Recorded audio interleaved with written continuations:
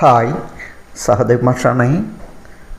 Geometrical പാറ്റേൺസിൻ്റെ ഈ പ്രാവശ്യത്തെ എപ്പിസോഡിൽ ഒരു പസിലാണ്. ചൈനീസ് ടാൻഗ്രാം നിങ്ങൾ കേട്ടിട്ടുണ്ടാകും. Tangram puzzle. ഒരു സമചതുരത്തിൽ നിന്നും മുറിച്ചെടുക്കുന്ന 7 വ്യത്യസ്ത കഷ്ണങ്ങൾ. ഇതാ നമ്മളെ ലെഫ്റ്റ് സൈഡിൽ കാണുന്നതാണ് സമചതുരം. അപ്പോൾ അതിൻ്റെ ഒരു വികരണം ഡയഗണൽ ഒരു ഭാഗത്തുണ്ട്. അതുപോലെ അടുത്തടുത്ത 2 മധ്യബിന്ദുക്കൾ ചേർത്തുകൊണ്ടുള്ള മറ്റൊരു വരയുണ്ട്. അങ്ങനെ വരകളെല്ലാം പൂർത്തിയാവുമ്പോൾ നമുക്ക് കാണാം വലിയ 2 ത്രികോണങ്ങൾ. ആ ത്രികോണത്തിനൊരു പ്രത്യേകത എന്താണ്? അത് മട്ടത്രികോണവുമാണ്, അതേസമയം സമപാർശ്വ ത്രികോണവുമാണ്. അങ്ങനെയുള്ള വലിയ 2 എണ്ണം, അതായത് അത് മൊത്തം സമചതുരത്തിൻ്റെ പകുതിയാണ്. ഇനി അതിലും ചെറുത് ഒന്ന് കാണാം, അതിൻ്റെയും പകുതി. അതായത് ഇതെല്ലാം ആ കഷ്ണങ്ങൾ തമ്മിൽ നല്ല ബന്ധമുണ്ട്. ഏറ്റവും വലിയ ത്രികോണത്തിൻ്റെ നേരെ പകുതിയാണ് രണ്ടാമത്തെ വലുപ്പത്തിലുള്ള ത്രികോണം. അതിൻ്റെയും പകുതിയാണ് ചെറിയ 2 ത്രികോണങ്ങൾ. ആ ചെറിയ 2 ത്രികോണങ്ങൾക്ക് തുല്യമാണ് സാമാന്തരികവും അതുപോലെ സ്ക്വയറും. അങ്ങനെ പല ബന്ധങ്ങളും നമുക്ക് കാണാം. അപ്പോൾ ആ 7 കഷ്ണങ്ങൾ ചേർത്ത് വെച്ചുകൊണ്ട് നമുക്ക് ഒരുപാട് രൂപങ്ങൾ ഉണ്ടാക്കാം. പക്ഷികളും മരങ്ങളും ആളുകളുടെ രൂപങ്ങളും ഓടുന്നതും ചാടുന്നതും നൃത്തം ചെയ്യുന്നതും, അതുപോലെ അക്കങ്ങൾ, 1 മുതൽ ഉള്ള നമ്പറുകൾ, അതുപോലെ ഇംഗ്ലീഷ് അക്ഷരമാലയുള്ള അക്ഷരങ്ങൾ ABCD അങ്ങനെയുള്ള. അപ്പോൾ അങ്ങനെ ഒരുപാട് കാര്യങ്ങൾ, 100 കണക്കിന് വ്യത്യസ്ത രൂപങ്ങൾ ഉണ്ടാക്കാൻ പറ്റുന്ന ഒരു സെറ്റാണ് ചൈനീസ് ടാൻഗ്രാം എന്നാണ് ഇതിന് പറയുക. Tangram puzzle.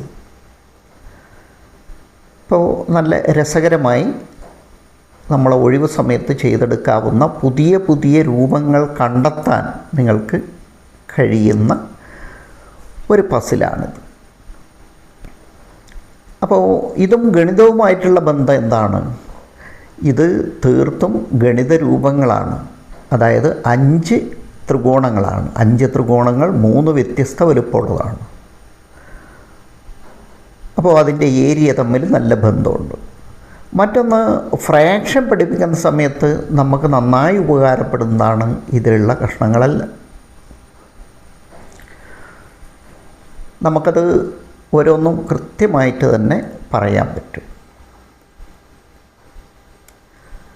അപ്പോൾ അതിലുള്ള വലിയ 2 ത്രികോണങ്ങൾ സമപാർശ്വ ത്രികോണങ്ങളാണ്, മട്ടത്രികോണങ്ങളാണെന്ന് പറഞ്ഞല്ലോ. ആ വലിയ 2 ത്രികോണങ്ങൾ ശരിക്ക് മൊത്തം രൂപത്തിൻ്റെ നേരെ പകുതിയാണ്. അപ്പോൾ അങ്ങനെയുള്ള ആ പകുതിയെ വീണ്ടും പകുതിയാക്കിക്കൊണ്ടാണ് 2 വലിയ ത്രികോണങ്ങൾ. അപ്പോൾ ആകെയുള്ളതിൻ്റെ 4/1 ഭാഗമാണ് ആ വലിയ ത്രികോണങ്ങൾ ഓരോന്നും. യെസ്. പിന്നെ രണ്ടാമത്തെ ഒരു ഇടത്തരം ത്രികോണം കാണുന്നുണ്ടല്ലോ, അത് അതിൻ്റെയും പകുതിയാണ് എന്ന് പറയുമ്പോൾ 4/1 പകുതി എത്രയാണ്? 8/1.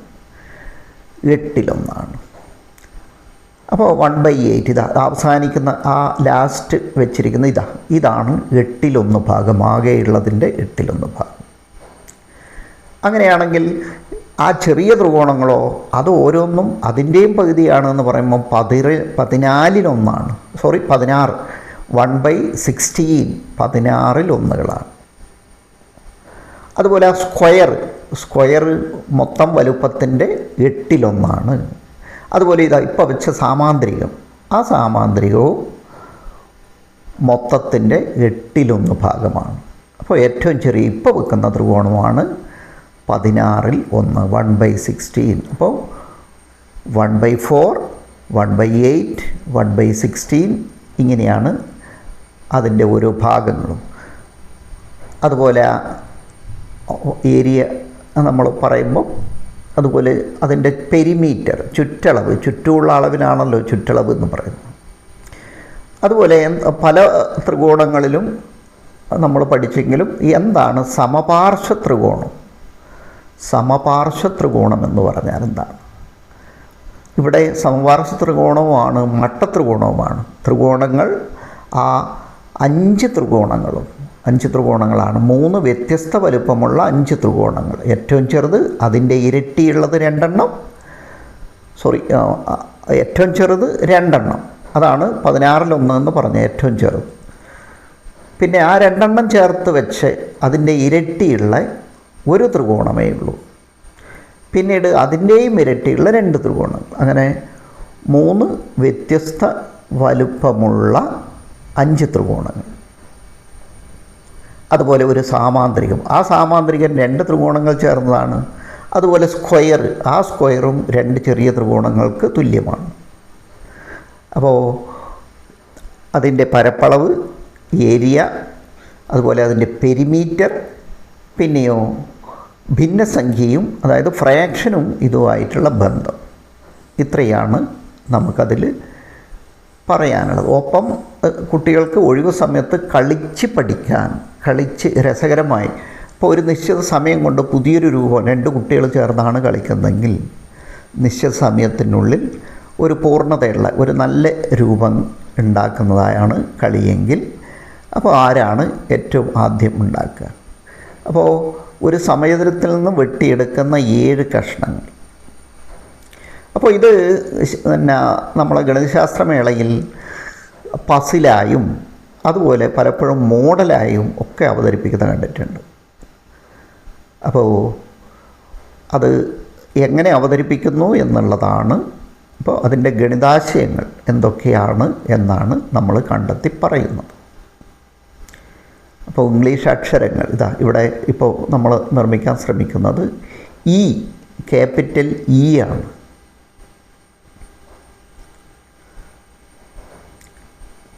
അപ്പോൾ അങ്ങനെയുള്ള 7 കഷ്ണങ്ങൾ. ചില രൂപത്തിന് ഉള്ളിൽ ഗ്യാപ്പ് ഉണ്ടാവും, ചിലത് ഗ്യാപ്പില്ലാതെ തന്നെ നമുക്ക് കൃത്യമായിട്ട് കിട്ടും. അതുപോലെ ചില ഇംഗ്ലീഷ് അക്ഷരങ്ങൾ വളരെ ക്ലിയറായിട്ട് തന്നെ നമുക്ക് കിട്ടും, പക്ഷേ എല്ലാം അത്ര ക്ലിയറായിട്ട് കിട്ടില്ല എന്നുള്ളതും മനസ്സിലാക്കുക. യെസ്. അപ്പോൾ ഒഴിവ് സമയത്ത് നമുക്ക് ചെയ്തെടുക്കാനും, അതുപോലെ ഇങ്ങനെയുള്ള കഷ്ണങ്ങൾ വെട്ടിയെടുത്ത് ഒരു പേപ്പറിൽ ഒട്ടിക്കുകയാണെങ്കിൽ ഇത് നമ്മൾ നീക്കി കളിക്കുന്നതാണ്. കുറച്ചൊരു കട്ടിയുള്ളതായിരിക്കണം, ഇല്ലെങ്കിൽ പേപ്പറിൻ്റെ കനയുള്ളൂവെങ്കിൽ അത് ഒന്നിൻ്റെ ഉള്ളിൽ ഒന്നും പോകും. ഇത് കുറച്ച് തിക്നെസ്സുള്ള അത്തരത്തിലുള്ള ഇത് ഞാൻ സൺബേക്ക് ബോർഡ്, ആ ബോർഡിൽ നിന്ന് മുറിച്ചെടുത്ത കഷ്ണങ്ങളാണ്. നിങ്ങൾക്കത് പിന്നെ ഇപ്പോൾ എളുപ്പത്തിൽ മുറിച്ചെടുക്കാൻ പറ്റുന്ന പല ഷീറ്റുകളും മാർക്കറ്റിൽ കിട്ടുന്നുണ്ട്. ഫോം ബോർഡ് എളുപ്പത്തിൽ മുറിച്ചെടുക്കാവുന്നതാണ്. നമുക്ക് ആവശ്യമായ തിക്നെസ്സിലും കിട്ടും. 2 mm 3 mm ആ ലെവലിലൊക്കെ നമുക്ക് കിട്ടും.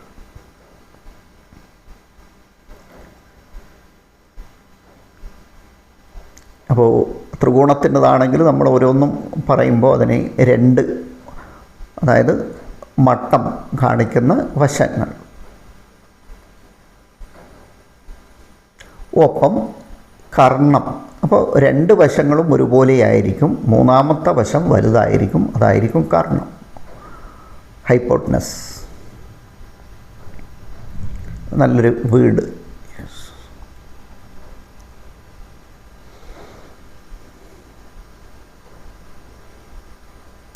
അപ്പോൾ ഇങ്ങനെ വെറുതെ ചെയ്യുമ്പോൾ നമുക്ക് പുതിയ പല രൂപങ്ങളും കയ്യിൽ തടയും.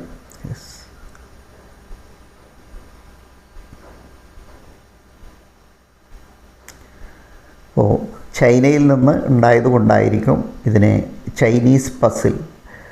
അവിടെ മുമ്പ് പറഞ്ഞു കേട്ടത് പ്രായമായിട്ടുള്ള ആൾക്കാർ അവർ സമയം, അതായത് വിനോദത്തിലൂടെ സമയം ചെലവഴിക്കാനുള്ള ഒരു മാർഗമായിട്ട് ഈ ചൈനീസ് പസിൽ ഉപയോഗിക്കാറുണ്ട് എന്ന് മുമ്പ് വായിച്ചൊരു ഓർമ്മ ഉണ്ട്.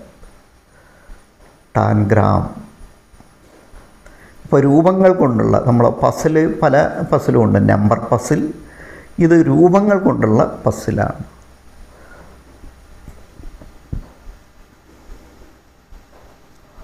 ഓരോന്നും വ്യത്യസ്ത തരത്തിൽ നമുക്ക് പല തരത്തിലും രൂപങ്ങൾ ഉണ്ടാക്കാം. അപ്പോൾ ഇത് എങ്ങനെ മുറിക്കുന്നു എന്നുള്ളത് വളരെ കൃത്യമായി തന്നെ അതിൻ്റെ നിർമ്മാണ രീതിയും അതിൻ്റെ ഗണിതവുമായിട്ടുള്ള മറ്റു ബന്ധങ്ങളൊക്കെ ഞാൻ കൃത്യമായിട്ട് തന്നെ പറഞ്ഞു തരുന്നുണ്ട്. ഓക്കെ, അപ്പോൾ നമ്മളെ ചാനൽ പുതുതായി കാണുന്ന കൂട്ടുകാർ തീർച്ചയായും സബ്സ്ക്രൈബ് ചെയ്യാനും അതുപോലെ ലൈക്ക് ചെയ്യാനും കമൻറ്റ് ചെയ്യാനും വീഡിയോ ഷെയർ ചെയ്യാനും ശ്രദ്ധിക്കുക. അപ്പോൾ ഇത്തരത്തിലുള്ള വീഡിയോസ് നമുക്ക് ഗണിതശാസ്ത്ര മേളയിലൊക്കെ ഉപകാരപ്പെടുന്ന അത്തരത്തിലുള്ള കൂടുതൽ വീഡിയോസ് നമുക്ക് ഇനിയും ഈ ചാനലിലൂടെ നിങ്ങൾക്ക് കാണാൻ കഴിയും.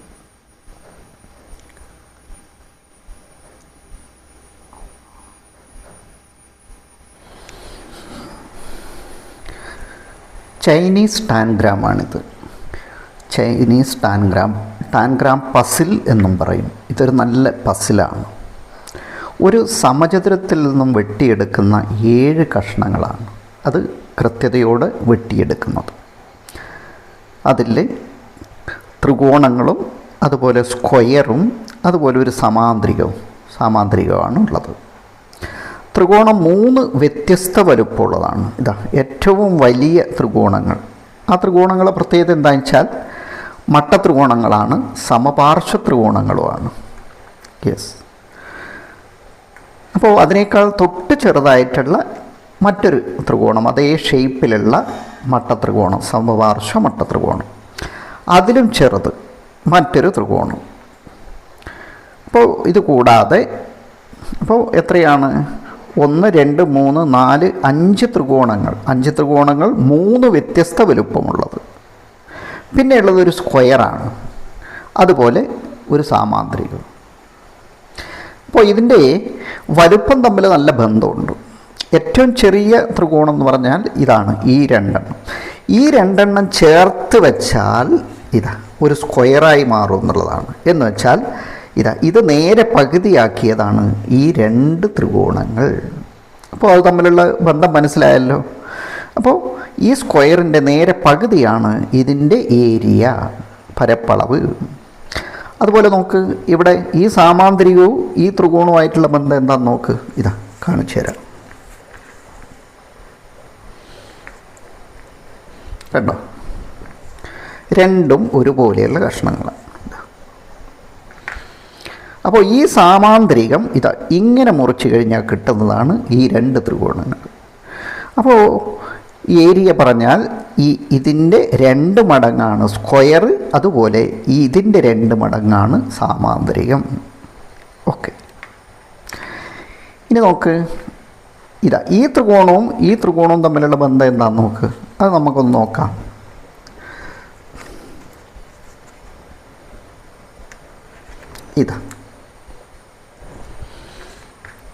അപ്പോൾ ഇത് രണ്ടും ചേർത്ത് വെച്ചാൽ എത്രയാണോ ഉണ്ടാവുന്നത്,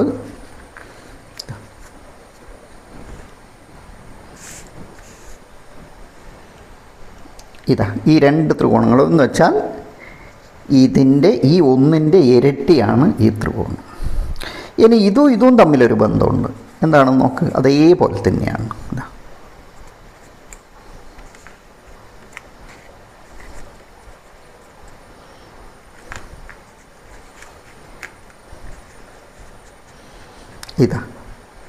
അപ്പോൾ ഇതിൻ്റെ 2 മടങ്ങാണ് ഇത്. അങ്ങനെ ഒരുപാട് പ്രത്യേകതകളുള്ള കഷ്ണങ്ങളാണ്. ഇത് മുറിച്ചെടുക്കുന്ന രീതി എങ്ങനെയാണെന്ന് നോക്ക്. സ്ക്വയറാണ്. ഈ സ്ക്വയർ എന്ന് പറയുമ്പം ഏതളവിലും നമുക്കെടുക്കാം. 10 സെൻറ്റിമീറ്റർ ആണെങ്കിൽ അങ്ങനെ 12, 14 അല്ലെ 15, ഇനി അതിൽ ചെറുത് 8, 9 ഏതളവിലും. പക്ഷേ നിർമ്മിക്കുന്നത് ഒരു സ്ക്വയർ തന്നെ ആയിരിക്കണം. എന്താ സ്ക്വയർ സമചതുരത്തിൻ്റെ പ്രത്യേകത എന്താണ്? അതിൻ്റെ 4 വശങ്ങളും തുല്യ അളവിലായിരിക്കണം. അതുപോലെ 4 കോണുകളും മട്ടായിരിക്കണം, 90 ഡിഗ്രി ആയിരിക്കണം. അപ്പോൾ 4 കോണുകളും 90 ഡിഗ്രി ആയിട്ടുള്ള, 4 വശങ്ങളും തുല്യമായിട്ടുള്ള ഒരു സമചതുരത്തിൽ നിന്ന് മുറിച്ചെടുക്കുന്ന 7 കഷ്ണങ്ങളാണ് ഈ നമ്മളെ പസിലിന് ഉപയോഗിക്കുന്നത്. ചൈനീസ് ടാൻഗ്രാം എന്ന് പറഞ്ഞ് ആ ടാൻഗ്രാം പസിൽ എന്ന് പറഞ്ഞാൽ 7 കഷ്ണങ്ങളും ഉണ്ടാകും. അതിൽ 5 ത്രികോണങ്ങളും ഒരു സ്ക്വയറും ഒരു സാമാന്തരികവുമാണ്. യെസ്, സമഭുജ സാമാന്തരികമല്ല, റോംബസ് അല്ല, സാമാന്തരികമാണ്. 4 വശങ്ങളും തുല്യമല്ല എന്നുള്ള അർത്ഥം. ഇനി ഇതിൻ്റെ നിർമ്മാണം നോക്ക്. നമ്മൾ സ്ക്വയർ എടുത്തതിന് ശേഷം ചെയ്യുന്നത് അതിൻ്റെ മധ്യബിന്ദു 4 ഭാഗത്തും മധ്യബിന്ദു അടയാളപ്പെടുത്തുകയാണ്. അപ്പോൾ സൗകര്യത്തിനാണ് നമ്മൾ 4 ഭാഗത്തും അടയാളപ്പെടുത്തുന്നത്. ഓക്കെ. അപ്പോൾ 10 സെൻറ്റിമീറ്റർ ആണെങ്കിൽ കൃത്യം 5 സെൻറ്റിമീറ്ററിൽ, ഇനി 16 ആണെങ്കിൽ കൃത്യം 8 സെൻറ്റിമീറ്ററിൽ, ആ രൂപത്തിൽ മധ്യബിന്ദു 4 ഭാഗത്തും അടയാളപ്പെടുത്തുന്നു. പിന്നീട് എതിർകോണുകൾ ചേർത്ത് ഒരു ലൈന് വരയ്ക്കുകയാണ്. എന്ന് വെച്ചാൽ ഇത് മുറിക്കേണ്ട തന്നെയാണ്. എതിർ ശീർഷങ്ങൾ, എതിർ കോണുകൾ, അപ്പോൾ കൃത്യമായിട്ട് വികരണമായി മാറിയത്. അങ്ങനെ കട്ട് ചെയ്യുമ്പോൾ 2 പകുതിയായി മാറും. യെസ്. പിന്നീട് ചെയ്യേണ്ടത് അതായത് അടുത്തടുത്ത വശങ്ങളിലുള്ള മധ്യബിന്ദുക്കൾ ചേർത്ത് വരയ്ക്കുകയാണ്. അപ്പോൾ അടുത്തടുത്ത വശം എന്ന് പറഞ്ഞാൽ ഇതിൻ്റെ തൊട്ടടുത്തുള്ള വശമാണ് ഇത്. അപ്പോൾ അത് ചേർത്തുകൊണ്ട് നമ്മൾ ഒരു ലൈന് വരയ്ക്കുകയാണ്. അപ്പോൾ നമുക്കിവിടെ ഒരു ചെറിയ ട്രയാങ്കിൾ കിട്ടും. ഈ ട്രയാങ്കിളാണ് ഇതിൻ്റെ നേരെ പകുതിയായിട്ടുള്ള ട്രയാങ്കിൾ. യെസ്. പിന്നീട് ഈ കോണിൽ സ്കെയിൽ വെക്കുന്നത് ഈ അറ്റത്തും ഈ അറ്റത്തുമാണ്. പക്ഷേ വരക്കുന്നത് മുഴുവനായിട്ടും വരക്കുന്നില്ല. ഈ കോണ് മുതൽ ഈ ലൈന് തൊടുന്നത് വരെ മാത്രമേ വരക്കുന്നുള്ളൂ, ഇവിടം വരെ മാത്രമേ വരക്കുന്നുള്ളൂ. ഓക്കെ. അതിനുശേഷം അടുത്ത വര ഇതാണ്. ഇവിടെയുള്ള ഒരു മധ്യബിന്ദുവും ഇവിടെ നമ്മൾ മധ്യബിന്ദു അടയാളപ്പെടുത്തിയിട്ടുണ്ടല്ലോ, അതിന് കണക്കായി സ്കെയിൽ വെച്ചതിന് ശേഷം ഇവിടുന്ന് ഇവിടത്തേക്ക് ഈ പകുതി മാത്രം വരക്കുന്നു, ബാക്കി പകുതി വരക്കരുത്. ഇവിടത്തേക്ക് വരക്കുമ്പോൾ നമുക്കിവിടെ ഒരു സ്ക്വയറും കിട്ടും, ഇവിടെ ഒരു ചെറിയ ത്രികോണവും കിട്ടും. യെസ്. അടുത്ത വര ഇതാണ്. ഈ വര വരക്കുന്നത് ഈ സൈഡിന് സമാന്തരമായിട്ടാണ്. ഈ വശത്തിന് സമാന്തര വര വരക്കുകയാണ്, ഇവിടെ മുതൽ ഇവിടം വരെ. ഓക്കെ. അപ്പോൾ കൃത്യമായിട്ട് ഇവിടുന്ന് ഇവിടത്തേക്കുള്ള അകലവും ഇവിടുന്ന് ഇവിടത്തേക്കുള്ള അകലവും തുല്യമായി വരുന്ന രൂപത്തിലാണ് വരക്കുന്നത്. അപ്പോഴാണ് ഈ ഒരു സാമാന്തരികം കിട്ടുന്നത്. അപ്പോൾ 1, 2 വലിയ മട്ടത്രികോണങ്ങൾ, സമപാർശ്വ ത്രികോണങ്ങൾ. മൂന്നാമതും ഒരു ത്രികോണം തന്നെ, അത് ഇതിന് നേരെ പകുതി വലുപ്പമുള്ള ഒരു മട്ടത്രികോണം. പിന്നീട് അതിൻ്റെ പകുതി വലുപ്പമുള്ള 2 മട്ടത്രികോണങ്ങൾ വേറെ. അങ്ങനെ ആകെ 5 മട്ടത്രികോണങ്ങൾ. ഈ മട്ടത്രികോണങ്ങൾ ഓരോന്നും സമപാർശ്വ ത്രികോണങ്ങളാണ്. എന്ന് വെച്ചാൽ 2 വശങ്ങളുടെ അളവ് തുല്യമാണ്. യെസ്. പിന്നീടുള്ളത് ഒരു സ്ക്വയറാണ്. ആ സ്ക്വയർ നമ്മൾ പറഞ്ഞല്ലോ, ചെറിയ ത്രികോണത്തിൻ്റെ ഇരട്ടിയാണ് അതിൻ്റെ പരപ്പളവ്, ഏരിയ. മറ്റൊന്ന് ഒരു സാമാന്തരികമാണ്. ആ സാമാന്തരികവും ഈ ചെറിയ ത്രികോണത്തിൻ്റെ ഇരട്ടി പരപ്പളവുള്ളതാണ് വലുപ്പം കൊണ്ട്. ഓക്കെ. അപ്പോൾ ഇത്രയും കഷ്ണങ്ങൾ ചേർത്തുകൊണ്ടാണ് നമ്മൾ ഈ ടാൻഗ്രാം, അതിലുള്ള വ്യത്യസ്ത രൂപങ്ങൾ, ഒരുപാട് 100 കണക്കിന് രൂപം നമുക്ക് ഈ 7 കഷ്ണങ്ങൾ കൊണ്ട് ഉണ്ടാക്കാം. അപ്പോൾ അതൊരു കളിയാണ്, ഒരു രസമാണ്, അതുപോലെ ഒരു മത്സരമായിട്ട് ഉപയോഗിക്കുക. കാര്യമായിട്ട് പസിൽ തന്നെയാണ്. ഈ 7 എണ്ണം കൊണ്ട് പൂർണ്ണതയുള്ള ഏതൊക്കെ രൂപങ്ങൾ ഉണ്ടാക്കാം എന്നുള്ളത്, എത്രയെണ്ണം ഉണ്ടാക്കാം എന്നുള്ളത് അതൊരു രസമുള്ള കളി തന്നെയാണ്. ഓക്കെ.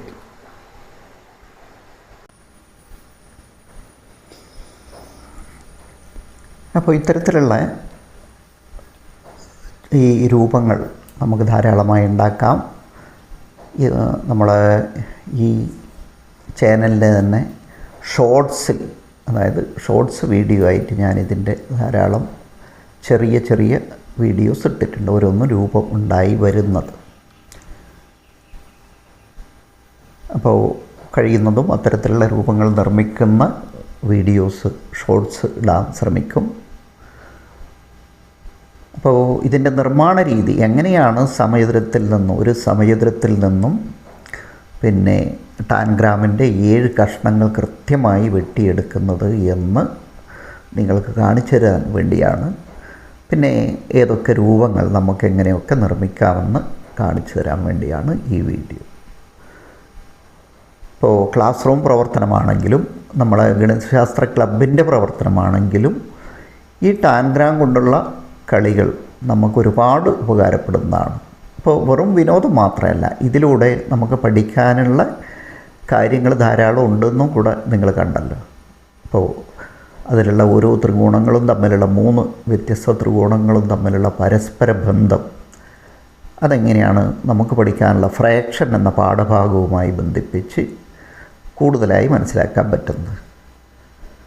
അപ്പോൾ എങ്ങനെയാണ് 1/4, 1/2, 1/4, 1/8, 1/16 ഇതൊക്കെ കൃത്യമായി തന്നെ ഇതിലൂടെ നമുക്ക് കണ്ടെത്താൻ കഴിയുമെന്നും നിങ്ങൾ മനസ്സിലാക്കി കഴിഞ്ഞു.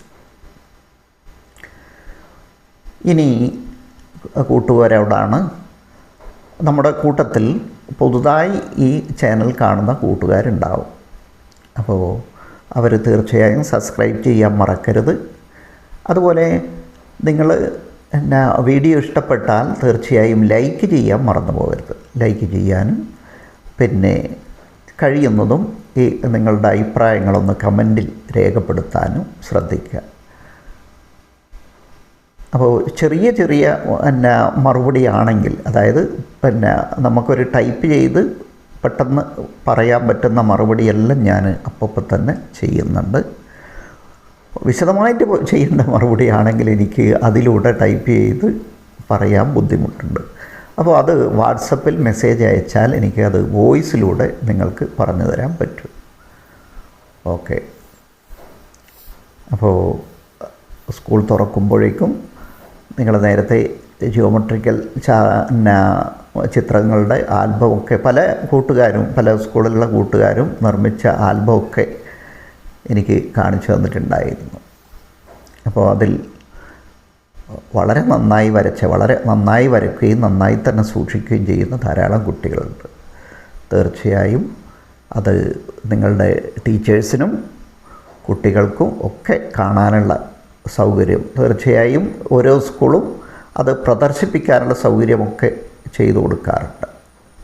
അപ്പോൾ മറ്റുള്ള കുട്ടികൾക്കും അതുപോലെ എന്തെങ്കിലും രക്ഷിതാക്കളുടെ സംഘമൊക്കെ ഉണ്ടാകുന്ന സമയത്തൊക്കെ ഒരു പ്രദർശനം നടത്താൻ സ്കൂളിൻ്റെ ഭാഗത്തുനിന്നും അങ്ങനെയുള്ള നീക്കങ്ങളൊക്കെ അങ്ങനെയുള്ള സൗകര്യങ്ങളൊക്കെ ചെയ്തു കൊടുക്കാറുണ്ട്.